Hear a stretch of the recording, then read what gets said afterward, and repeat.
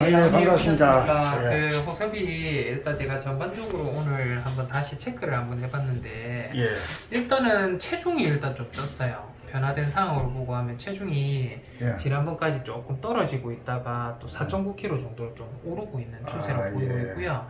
다만 저희가 구강에 저희가 이제 이 소염제에 대한 염증을 줄어드는 약, 예. 그 약에 대한 거는 용량을 줄이더라도 예. 계속 이 간 수치가 좀 올라 버려 가지고 예. 저희가 염증에 대한 어떤 수치 자체가 아이가 먹고 있는 약에 대한 간섭 현상, 그러니까 항생제든 저희가 구역 반응을 좀 진정을 해준다든 예. 유산균이든 어떤 약들이 좀 많이 들어있는데 예. 다른 약들 때문에 간 수치가 좀 오르지 않나 해서 예. 지난번에 제가 이제 항생제라든지 이런 것들도 좀 최대한 가벼운 걸로 좀 바꾸고 예. 나머지들 필요 없다기보다는 아이한테 조금 간에 무리가 될 수 있는 약들을 좀 빼고 예. 그리고 나서 테스트 삼아 저희가 봤는데 예. 실제로 구강에 있는 염증은 생각보다 지난번보다 뭐 더 악화되거나 이러지는 않습니다. 예. 유지는 지금 좀 잘 되고 있다라고 봐지는데 군데군데 손을 대고 하면 피는 여전히 좀 나고요. 예. 하고 있는데 일단은 수치상으로 저희가 보면 사실은 수치가 좀 더 올라 버렸어요.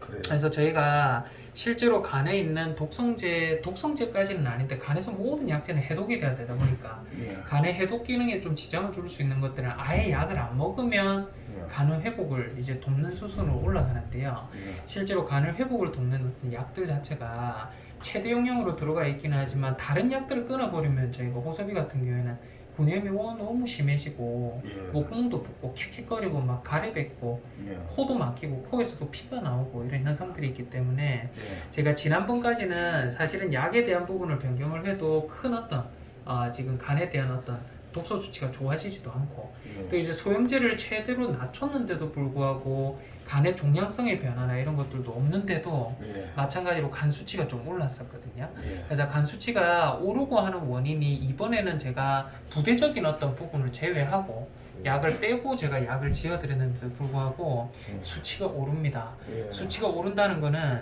지금 부대적으로 지금 먹고 있는 약 때문에 아이가 간에 대한 독성이 수치들이 오르고 있는 것은 아니고요. 예. 소염제에 대한 것들이 너무 오랫동안 먹고 하다 보니까 한 단계 한 단계씩 저희가 예전에는 당뇨라는 질환이 생겼지만 예. 이번에는 이 소염제에 대한 용량이 이제는 약을 오랫동안 먹고 하다 보니까 간은 훼손되고 최저 용량으로 떨어져도 이 약 자체가 사실은 간의 독성을 더 이상 주지 않는 정도의 어떤 최소 용량 자체가 작용을 안 한다라고 보시는 게 맞지 않을까 싶거든요.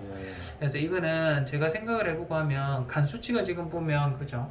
이거는 이제 저희가 급성적인 간에 대한 손상 수치인데요. 예. 295에서 509 그죠?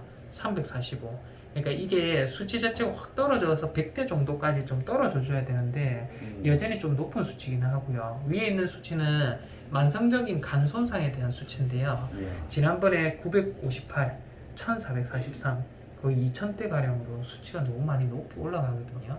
근데 제가 보통은 저희가 사실은 이 수치가 예전부터 저희 보면 700대, 800대 될 때부터 예.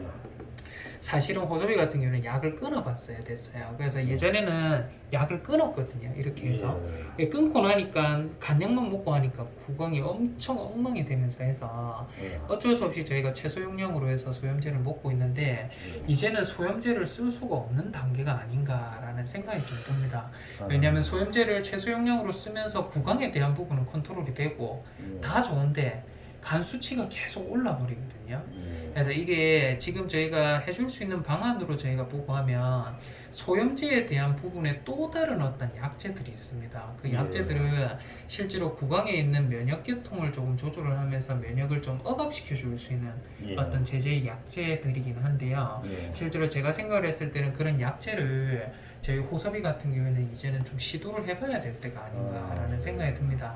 다만 그런 약제들은 저희가 일반적인 약제들이 아니기 때문에 면역을 조금 조절해주는 예전에 이제 대박이 저희 먹었었던 약하고 좀 비슷한 종류의 계통의 약이기는 한데 이제 그런 약을 변경을 하고 하면 아이들이 일시적으로 구토나 설사 같은 것들이 약이 실제로 이 장으로 내려가면서 뭔가 그런 구역 반응이라든지 설사 반응들을 좀 유발한다라는 보고가 있어요.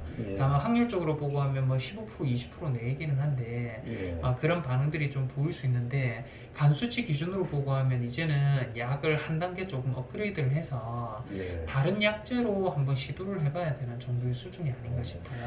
예, 그래서 일단은 지금 제가 생각을 했을 때는 약에 대한 부분을 좀 이번에 변경을 해서 예. 완전히 싹 다 바꿉니다. 뭐 항생제하고 이런 것들도 마찬가지로 저희가 들어가는 약제들도 최소적으로 해서 지금 먹기는 할 거지만 예.